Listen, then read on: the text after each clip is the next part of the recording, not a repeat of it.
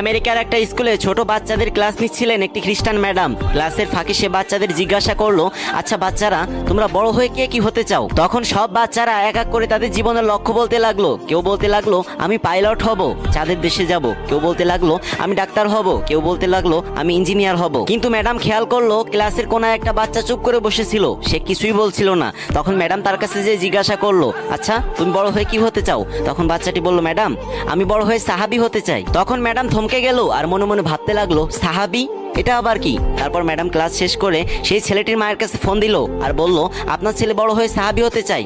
আচ্ছা এই সাহাবীটা কি জিনিস? তখন ছাত্রটির মা ম্যাডামকে বলল, ফোনে সাহাবী চিনানো যাবে না, আপনি যদি আমাদের বাসায় আসতে পারেন তাহলে আপনাকে সাহাবী সম্পর্কে সমস্ত ধারণা আমি দিয়ে দিব। ম্যাডামও কিছুতেই ওই সাহাবী জিনিসটা ভুলতে পারছিল না, তাই সাহাবী সম্পর্কে জানতে পরের দিনই ছাত্রটির বাসায় গেল। তখন সেই ছাত্রর মা সেই ম্যাডামকে নবীজি এবং সাহাবাদের জীবন কাহিনী খুলে বললেন এবং তাদের জীবন কাহিনী শুনে সেই খ্রিস্টান ম্যাডামটি ইসলাম ধর্ম গ্রহণ করলেন। কি কেউ সুবহানাল্লাহ বলবেন না?